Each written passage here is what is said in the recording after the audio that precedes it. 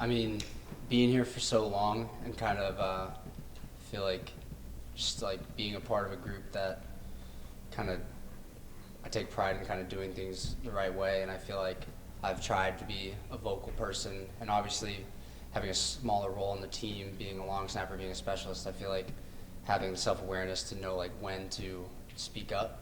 I feel like I found that role where I can be more of a vocal leader at times, and definitely in the locker room and through the off season and stuff like that. So it means the world to me.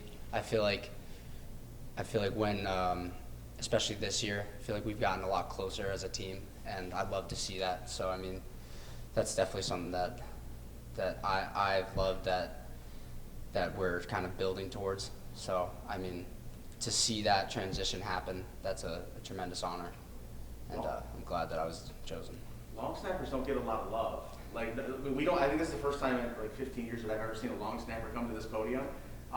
What's that mean to you to kind of be one of the representatives for this team and be one of the voices right now?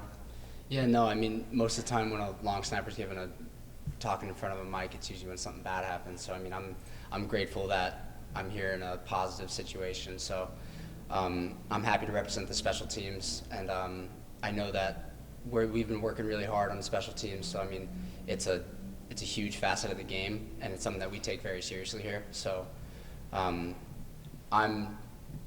tremendously honored that I'm here to represent that, and even being a long snapper, I feel like I can be vocal when I am given the opportunity, and try to help out this team as much as I can. Walk me through the look, the hair, the stash, you got the tat. Like, walk me through the look. Like, what all goes into that? I don't know. I had to mix it up each year. A few years back, I had a mullet, and then I don't know, wanted to ride with the stash, and then buzzed my head, and now I'm riding with the blonde. So gotta keep it on your toes, right? That's great. James, you're going into an environment, 110,000+ people, screaming fans.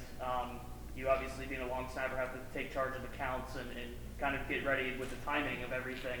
What have you guys done to practice to combat that, to get ready for a crowd that's going to be that big and that loud? Yeah, no, we've practiced throughout this week and maybe the last week at camp with some situations with a speaker behind us, kind of dealing with like loud noises, with silent counts and stuff like that. I know we have on special teams, and I've seen the offense and defense work on calls like that.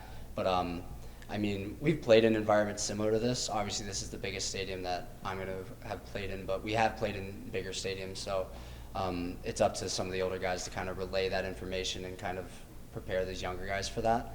But we've been preparing as best as we can to get ready for any situation that might happen.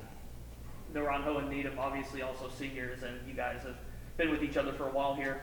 What's that dynamic like?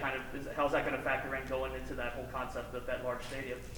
No, yeah, I think the core specialists are definitely a positive point on this team. I think we having the experience and playing in situations like this and playing together, and I think that will really help us definitely execute our jobs and kind of work together for that. So